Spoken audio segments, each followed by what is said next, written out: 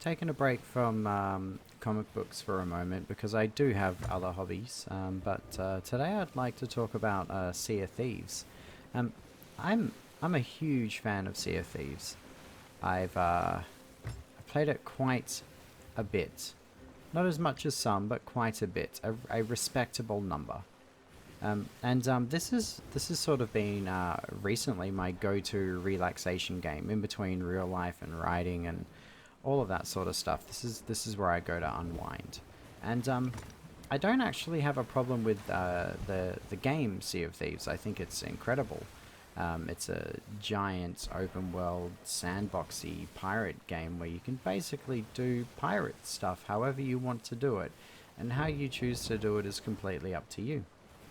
But I do have I do have a big problem with Sea of Thieves, and I don't know if other people sort of have this problem as well, or if it's just me. But let, let let me try to explain it in a way that makes sense. Sea of Thieves is a very large game. It has a very large audience. There's lots of people that play it all the time. It's constantly being updated with new features, and it's a blast. But it is also one of those games that is quite popular on the streaming services. So it's one of those games that people love to watch, and it gets a lot of YouTube hits as well. This game, and that's good. It's good. It's good for Sea of Thieves. It's good for Rare. Like I said, this isn't me hating on the game, but I do have a big problem with the way that Rare choose to represent the game in public. Um, and I'm not talking about the cutscenes and the story trailers and all that sort of stuff that they have, because that's it's clear what they're doing there. But my problem is actually with the way that they handle their live streamers and their influencers, so to speak, for lack of a better word. You see,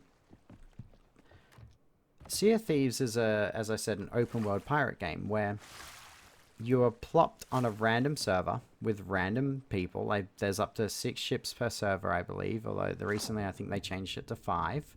And you don't get to choose who else is on the server with you. The only thing you can choose is up to 4 people that you're playing with, which also dictates the size of the ship that you have, for the most part.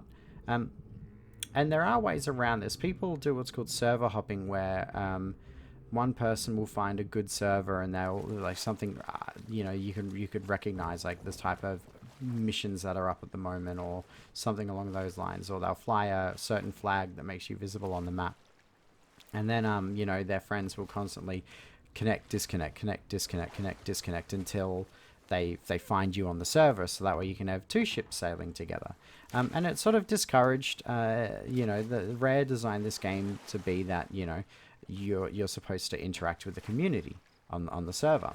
The theme song for the game constantly reminds you that we all set sail together, and this is a game where the payoff in the story is it's not about the treasure and the plunder. It's about the friendship and the friends and the journey you had along the way.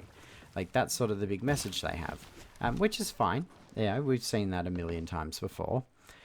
But my problem is, whenever you have a video game with a random audience, random players on the map, like Sea of Thieves is kind of like, it has some sort of battle royale inspired elements, where the basic premise is you go out on your ship with your crew, you get treasure and you do missions, etc., and you go back to a port and you sell all the treasure for money.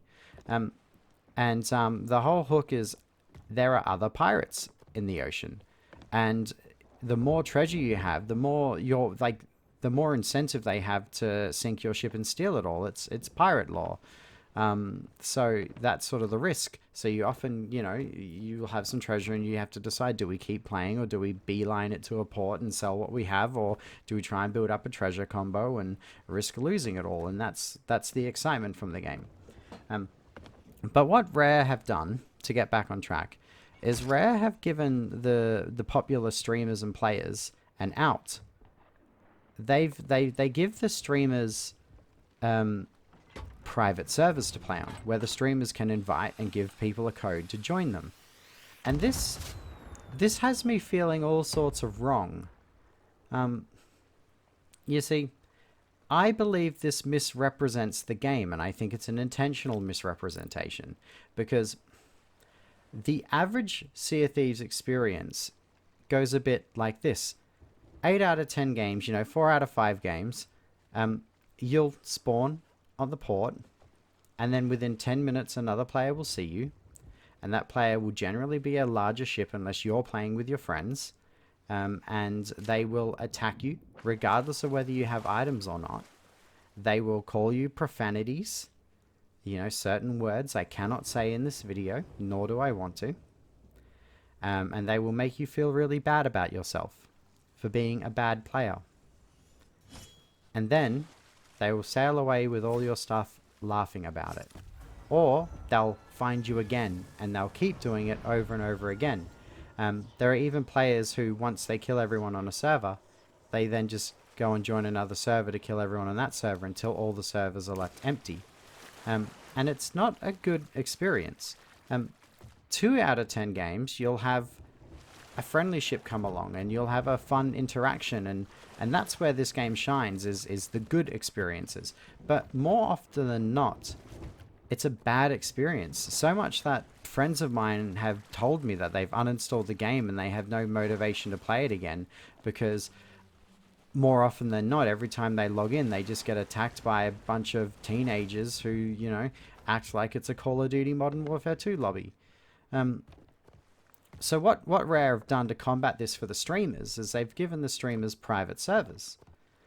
And the streamers can play on these private servers and they can invite their friends and other streamers to play with them. And like I said, I believe this misrepresents the game because these are the videos that you see when you look this game up on YouTube or when you open Twitch are mostly of these streamers playing on private servers. And they don't have to tell you they're playing on a private server. But these streamers then get into all sorts of shenanigans and they run into each other and they semi-role play and they take out, 5 ships on the server and all sorts of crazy things happen, or they come up with a fun plan, and it's all played off as if like this is the regular experience and this is what you'll get when you play Sea of Thieves. And regardless of whether they intend to do it this way or not, that's not how the game works. If the game really played like that, these streamers wouldn't have these private servers. And you can make the argument that Rare implemented this to protect the streamers from getting banned on, Twitch and YouTube because of profanities and, like I said, how the average player acts in this game. But they already have a mode, like you can turn the voice chat off, you can turn the text chat off, you can hide names. So I don't see that being an issue. The only possible reason would be it could stop stream snipers.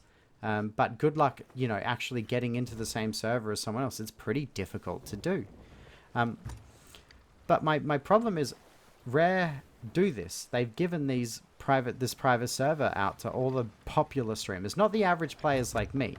So if I want to play 8 out of 10 times, I'm having a bad day. But if the streamers want to play and all the people watching the streamers, they never have to see that.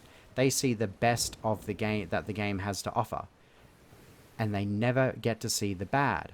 And then these are the videos that end up in Twitch highlights, and these are the videos that end up on being clipped onto YouTube, and these are the videos that essentially market this game to a wider audience. And I wonder just how many people buy this game and they go to play it for the first time expecting, oh, there's a ship over there and I'm going to go talk to him and we're going to team up and try and do some quests. And instead they're met with what most people in this game are met with. And I wonder how that impacts them and whether they feel like they've been cheated or lied to. Or do they close the game down and they load up their favorite streamer and they question themselves and think they're just bad at the game because their streamer's doing all this cool stuff, not knowing that this streamer's had, a week to plan this with other streamers and to set up, and then they set up a private server and it's all semi-scripted. I don't know. I just think it's kind of dirty of Rare to do such a thing and not disclose it. And same for the people doing it. I feel like if you're a streamer and you're playing on a private server, you should disclose that. A little watermark on screen or something just to let people know that, hey, this is a private server. Because at the end of the day, what you're doing and what Rare are banking on is the fact that you're misrepresenting the game. And I'm not saying that you're a bad person or anything like that for doing it. You're just doing what you have to do to have fun. There's no harm done there. But there is harm done on the average person who doesn't get that opportunity. And I really feel like that's something that Rare could improve on. Just to make this game a better place for everyone and to accurately show what it really is like. Because it's all well and good hiding behind a curtain, pretending like these problems don't exist because you've got all the streamers playing on private servers and they're going to be the biggest voices. But your average players are hurting and uninstalling the game because of stuff like this. And I just feel like you could maybe avoid it. But that's sort of just what I wanted to point out about this game. If you've ever thought about buying it or playing it, I'm not saying not to do it, but be aware that most of what you're going to see online is not an accurate representation of the game and is most likely a private server where this is pre-scripted or premeditated with a pre-made team of players on the map. Just keep that in mind. Not everything's as it seems, and this is just another example of the video game industry misleading people, whether it be through misleading trailers or what we call bullshots. But yeah, that's all I really wanted to say about Sea of Thieves. I hope this has enlightened some people, and you know, tell me what you think. Have you had this experience? Do you think it's misleading and pretty dodgy of Rare to sort of promote this sort of thing and not disclose the fact that they're doing this? It just feels like a band-aid fix to a much bigger problem. But let me know what you think in the comments down below. And, you know, like, subscribe, do all that stuff if you want more content like this.